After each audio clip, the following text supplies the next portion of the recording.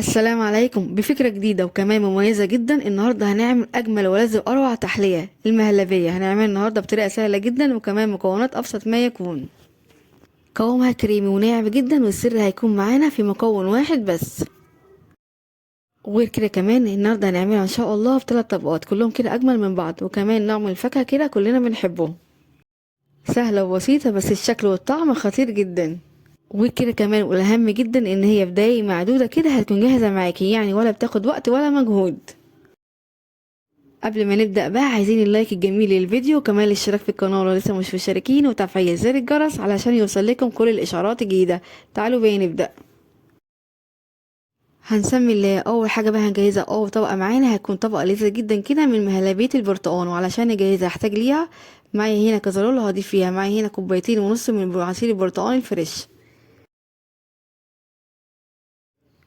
بعد كده هبدأ أضيف عليهم معايا هنا معلقتين كبار من السكر، ومعايا هنا كمان 3 معالق كبار من النشا. هقلب بقى كده كل المكونات مع بعض كويس جدا لحد ما اتاكد بقى كده ان النشا والسكر دابوا معايا كده تماما. بعد بقى ما اقلبهم كويس جدا نبدا بقى ناخد كده كل المكونات الجميله دي كده ونرفعها كده على النار.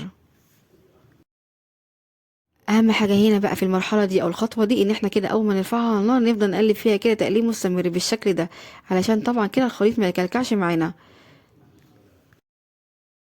او بقى كده ما تبدا تغلي معانا وقوامها يتقل بالشكل ده كده هتكون جاهزه معانا. هنطفي عليها النار ومباشر كده بدون اي انتظار هنبدا بقى كده نضيفها في البولات او الكاسات بتاعتنا.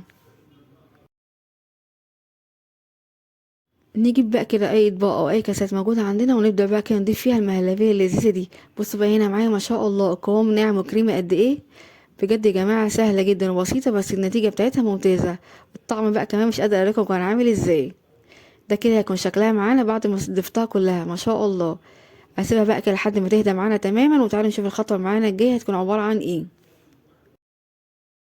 الطبقة التانية بقى كده هتكون عبارة عن مهلبية الفانيليا. طريقتها سهلة وبسيطة جدا.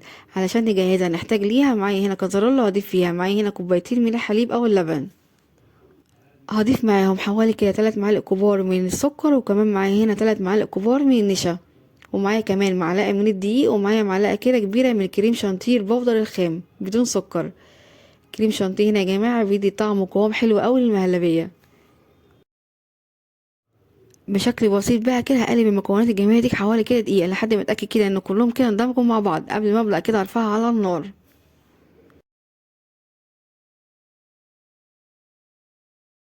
هقلبهم بقى كده بشكل كويس لحد ما اتاكد ان السكر والنشا دابوا معانا كده تماما.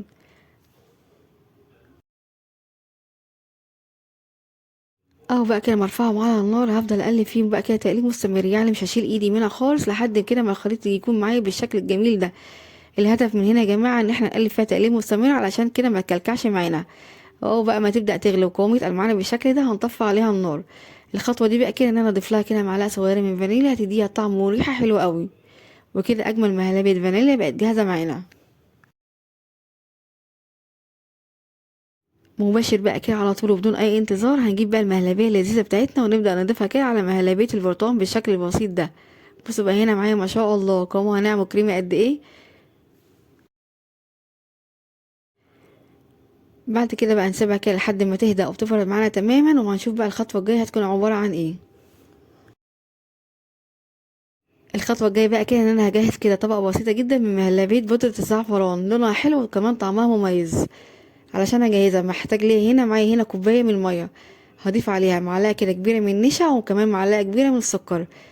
دي بقى كده يا جماعة بودرة الزعفران هاخد منها كده حوالي اقل من ربع المعلقة، يعني حاجة بسيطة كده عشان هتديكي اللون الجميل ده. لو زودت عن كده هتديكي لون اغمق. انا عايزة اللون يكون معايا اصفر فاتح بالشكل ده. هقلب بقى كده فيهم تقليب مستمر لحد السكر والنشا كده ما يدوبوا معانا تماما بالشكل ده. وبعد كده هبدأ ارفعها على النار. بصراحة لونها حلو ومميز اوي، جربوها وان شاء الله هتعجبكم. اول ما نرفعها على النار هنقلب فيها تقليب مستمر لحد الخليط بتاعنا ما يبدا يغلي وقوامه يتقل معايا بالشكل ده، وبعد كده هطفي عليها النار وكده هتكون جاهزه معانا.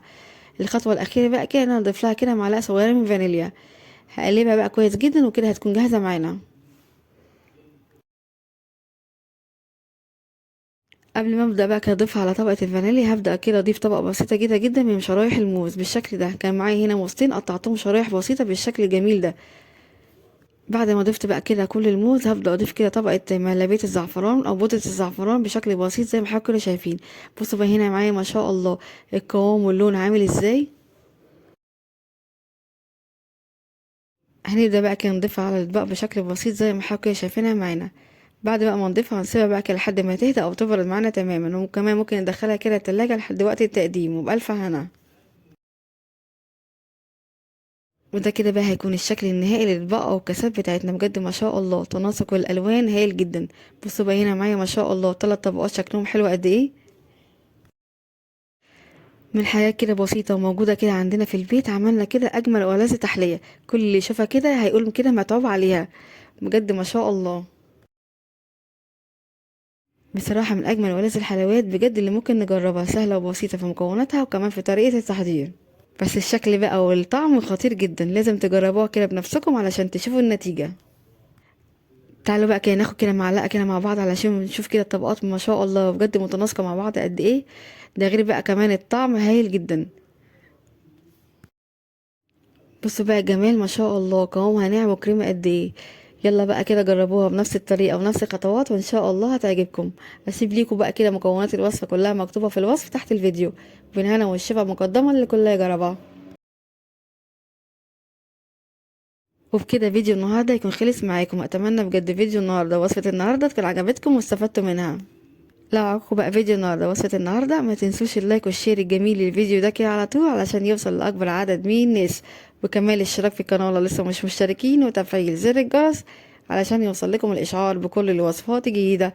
اشوفكم على خير ان شاء الله في فيديو جديد. مع السلامه.